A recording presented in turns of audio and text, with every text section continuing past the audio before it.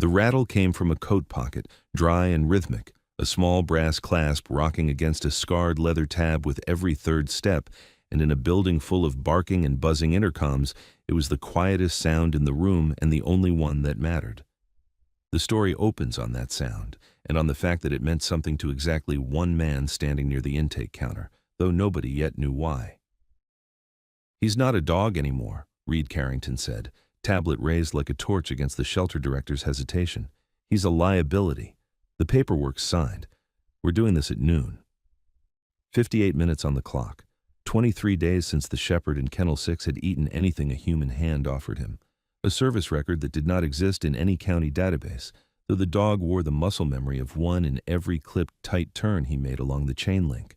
Norris Ogle stood by the counter in a barn coat the color of wet sand, patched at one elbow, and nobody looked at him twice. If you've ever been written off before anyone asked what you actually knew, type steady in the comments.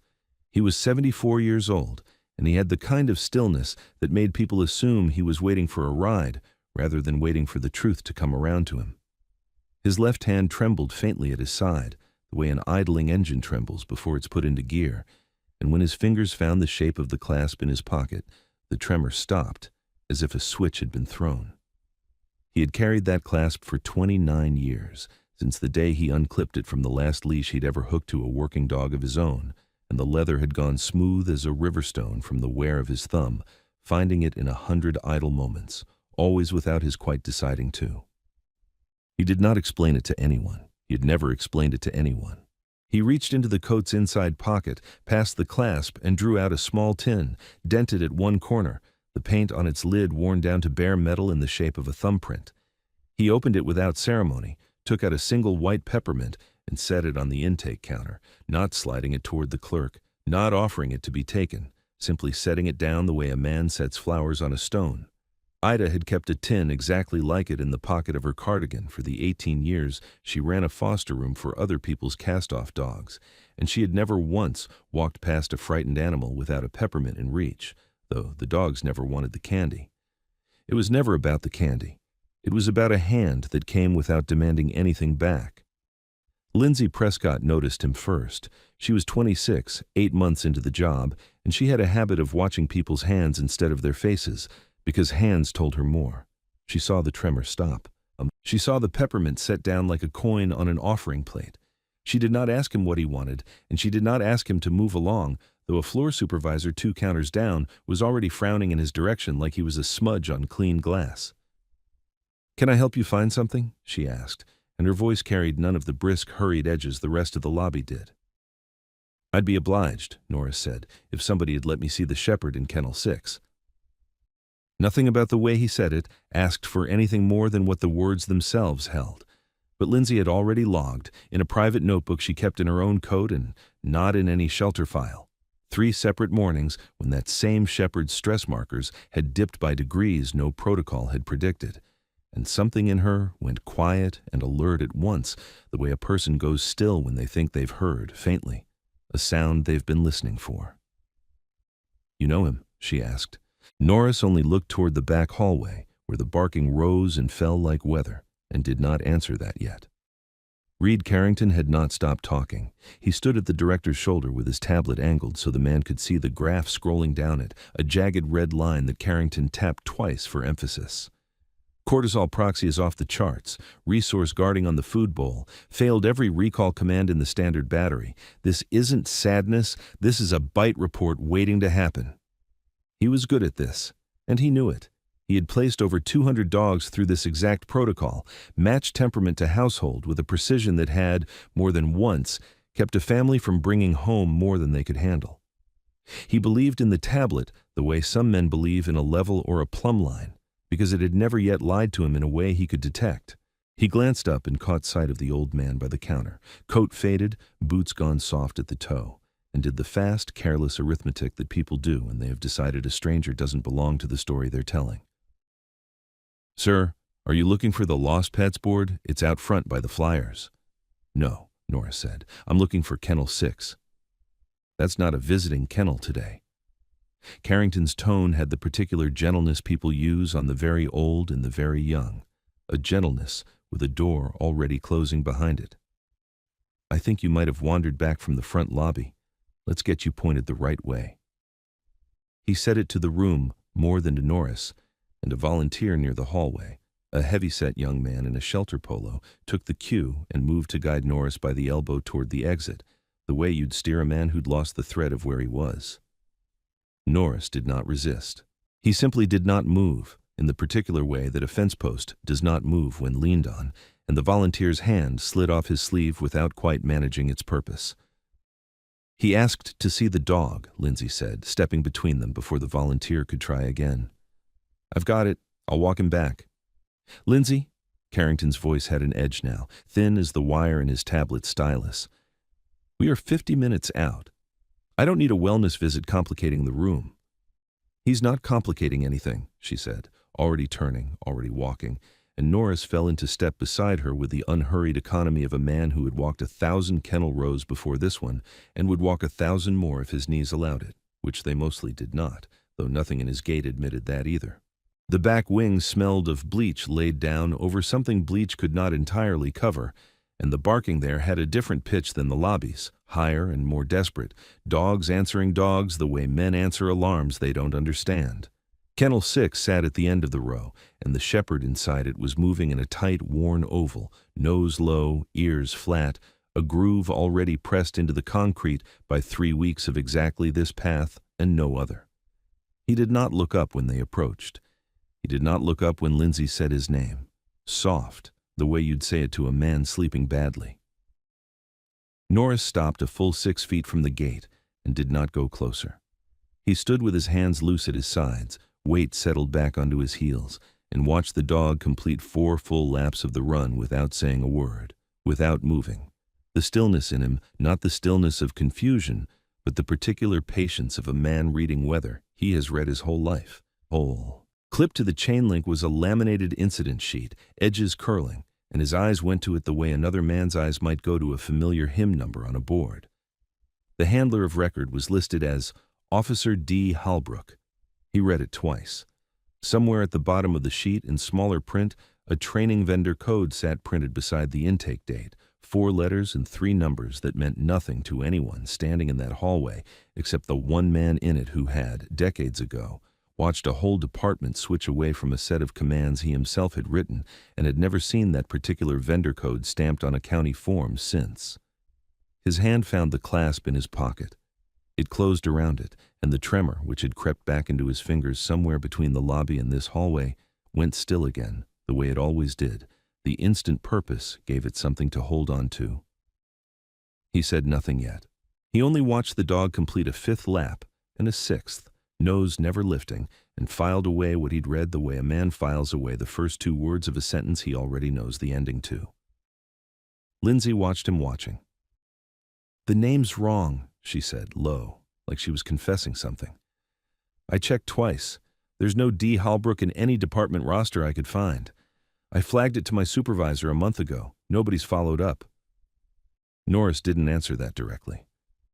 "How long's he been circling like that?" "Since he got here." 6 weeks. She hesitated. 23 days without eating anything anybody's offered him by hand. 16 minutes now stood between the shepherd and Kennel 6 in the noon hour. Though neither of them had looked at a clock to know it, the number simply hung in the hallway's air the way a held breath hangs, unspoken, understood. Norris studied the dog's turning for a while longer, the way a man studies a door he already knows the key to before he bothers to try it. And then he crouched, slow, one hand braced on his knee, until he was closer to the dog's own eyeline than any adult in that building had gotten in 6 weeks. The chain link was cold under his fingers. Coda's ears, mid-turn, flicked, just barely, toward the new sound of a body settling near him rather than looming over him. "Platts," Norris said. He said it low, and once, the same flat consonant he had said 10,000 times across 22 years to a dozen different dogs on a dozen different mornings, and it did not carry the shape of a command shouted for obedience so much as the shape of a word laid down like a hand on a shoulder. Coda stopped mid-stride. His head came around, slow, ears lifting from flat to alert, and for 3 full seconds nothing else in the hallway moved. Not Lindsay, not the volunteer who had trailed them back out of curiosity, not the fluorescent tubes humming overhead. Then the shepherd's haunches folded under him, controlled, deliberate, a motion with muscle memory braided so deep into it that no amount of grief had managed to strip it out, and he sat, square, spine straight, and held. He held the way dogs are trained to hold when the command means more than the moment, when the sit is not a trick but a covenant, and his eyes, for the first time in 6 weeks, according to every log kept on him, found a human face and stayed there. Nobody in that hallway breathed the way they had been breathing a moment before. Carrington had followed the sound of the silence, tablet still lit in his hand, and he stood now at the mouth of the hallway with the ambient stress monitor still logging from the sensor clipped inside Coda's collar, the one he'd installed himself 2 weeks ago, hoping the data might finally explain what his eyes could not. On the screen, the jagged red line that had sat high and frantic for 23 straight days folded downward in real time. A smooth, unbroken curve, dropping like a hawk, losing altitude on purpose. He looked at the graph. He looked at the dog, sitting, held, calm for the first time the machine had ever measured. He looked at the old man in the faded coat crouched by the gate, with his hand still resting flat against the chain link, and something in his face did the work his mouth was not yet ready to do. "That's not in the protocol," he said to no one, quietly. And for once the sentence did not sound like confidence. The sit did not stop the clock. That was the thing nobody in the hallway wanted to say first, and Carrington said it anyway, because saying hard things plainly was the part of his job he was best at. "I signed that order myself 2 hours ago," he said, tablet lowering an inch, not all the way. "Reversing it requires my own countersignature, same as issuing it did. That's the policy. I can't just decide the data was wrong because a dog sat down." "He's not failing the test," Norris said, still crouched, still holding his palm flat against the link, not looking up. "The test forgot what he was taught." Nobody answered that right away. Lindsay had already pulled her phone halfway from her pocket, thumb finding a name she'd never expected to need before 9 that morning, and the volunteer by the hallway mouth had gone very still, the particular stillness of a young man realizing he is standing inside something larger than his shift. "I need his service record," Norris said. "The real one, not the sheet on that gate." "There isn't one to pull," Carrington said, and for the first time, some of the polish had gone out of his voice. "The handler listed is a D. Hallbrook. We've got no pension file, no department cross-reference, nothing under that name in county archive. Believe me, I looked back when this dog first came in, and half the room wanted to know why a K9 was surrendered instead of retired properly." "Because that's not his handler's name," Norris said. "Not the way it was spelled when the paperwork was filed the first time. Somebody typed a letter wrong 20 years ago, and it's been wrong on every form since." "That's not something I can act on," Carrington said. "That's a theory. I need a document." Lindsay stepped forward with her own small offering, a battered spiral notebook, corners soft from writing in her coat pocket for 8 months. "I've got a log, 3 weeks of readings, feeding attempts, response times, all of it dated. It shows exactly what that tablet just showed, except I've had it since before he had the sensor installed." Carrington looked at the notebook the way a man looks at a photograph offered as evidence in a courtroom that only accepts certified copies. "That's not an official behavioral record, Lindsay. That's a diary. I appreciate the diligence, I do, but I can't put my license behind a stack of handwritten notes when the county's paying me for a validated instrument." "The instrument just showed you the same thing," she said. "The instrument showed a data point I can't yet explain," he said.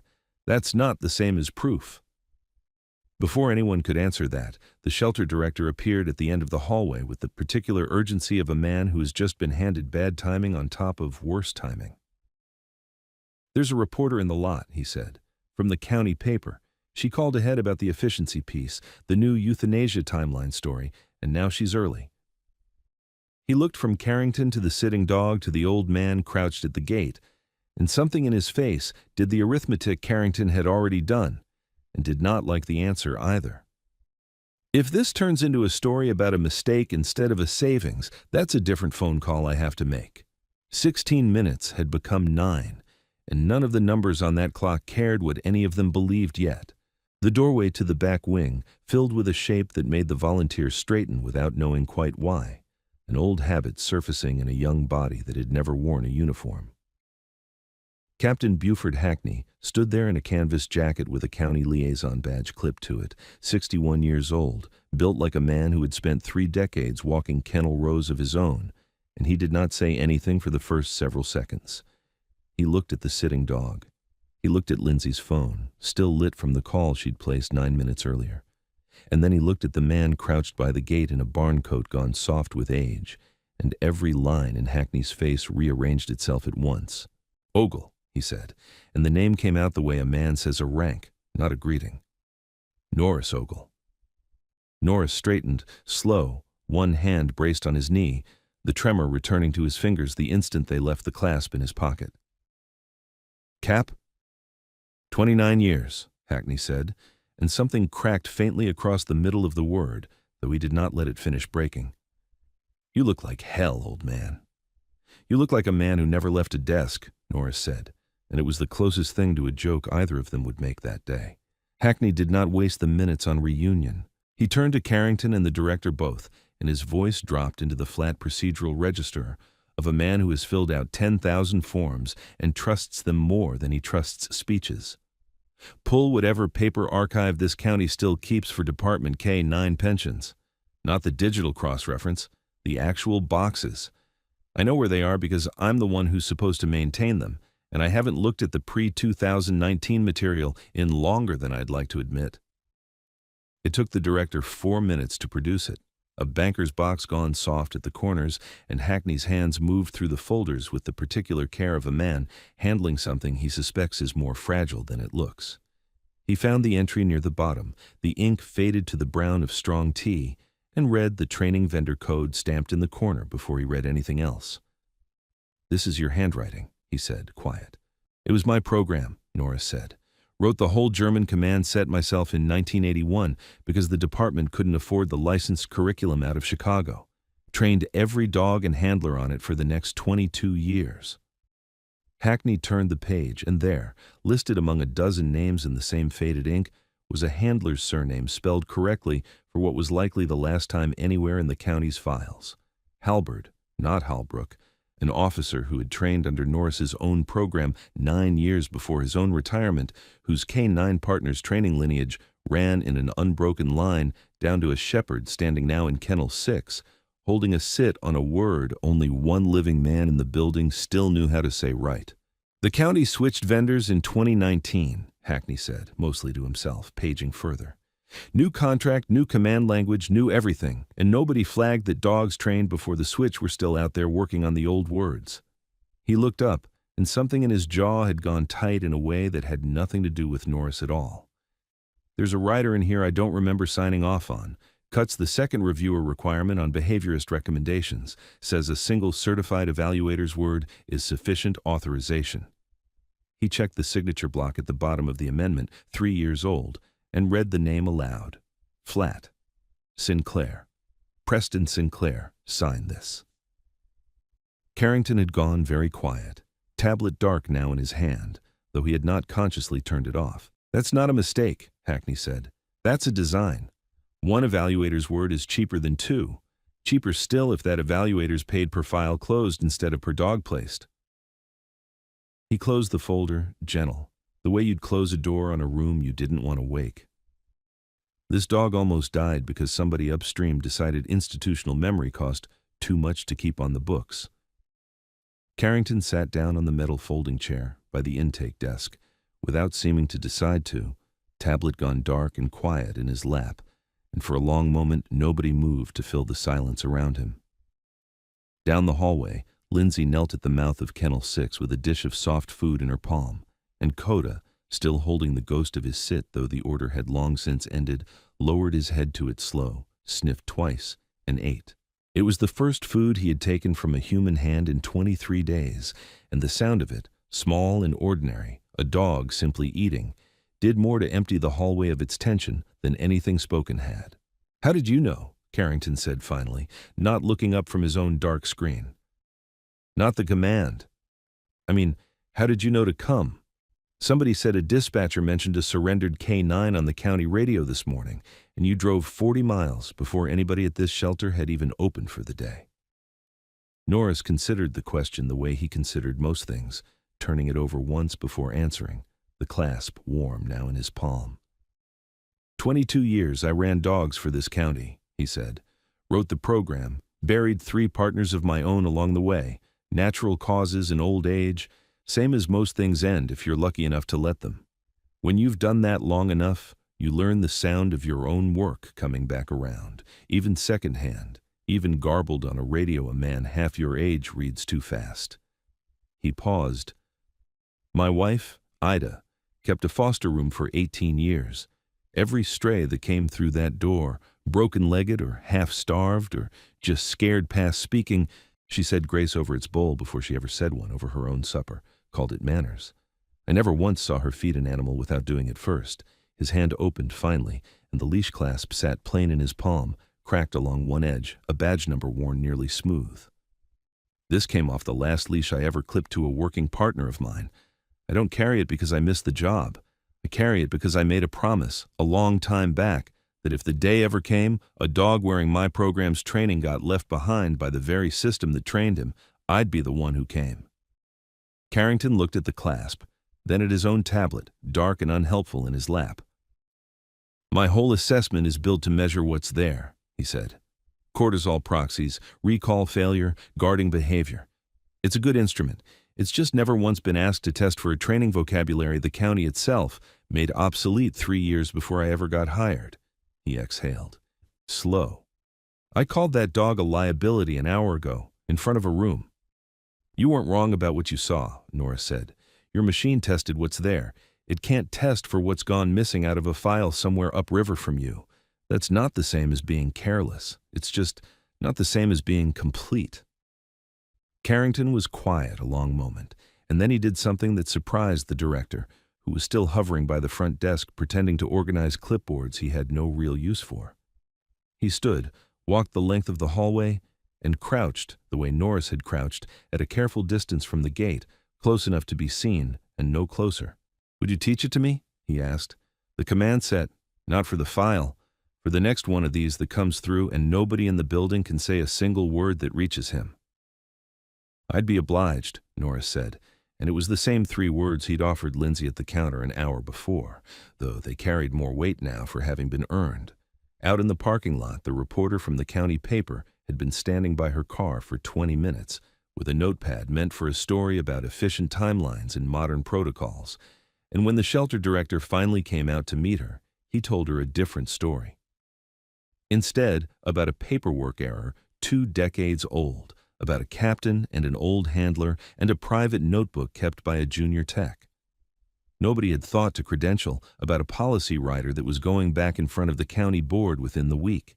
She wrote all of it down, and none of it mentioned Norris Ogle by name, which was exactly how he'd asked it to be told. 6 weeks later, the porch light at the Ogle place came on with the particular slowness of a bulb that had been screwed in the same fixture for longer than most marriages last, and Norris set 2 things down on the windowsill inside, side by side, in the last gray light before evening.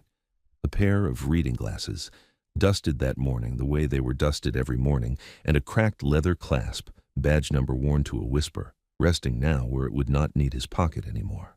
Below, on the porch boards, Coda lay stretched in a long patch of fading sun, one ear twitching now and then, at a bird he had decided was not worth the trouble of rising for, his ribs rising and falling in the slow, unhurried rhythm of a dog who has finally stopped counting the days since anyone came back. Captain Hackney had made the foster arrangement official on paper, county-sanctioned, no lapsed budget line to threaten it twice. Norris sat down in the chair Ida used to take her coffee in, the wood worn smooth in the shape of a woman who had occupied it for 40 years, and after a while, low, mostly for himself, he began to hum, the same 4 lines of hymn she used to carry through the kitchen while something simmered on the stove, and Coda's ear turned toward the sound, the way it had once turned toward a single word through a chain-link fence, and settled, and did not lift again. Some records get lost on purpose, some men remember anyway.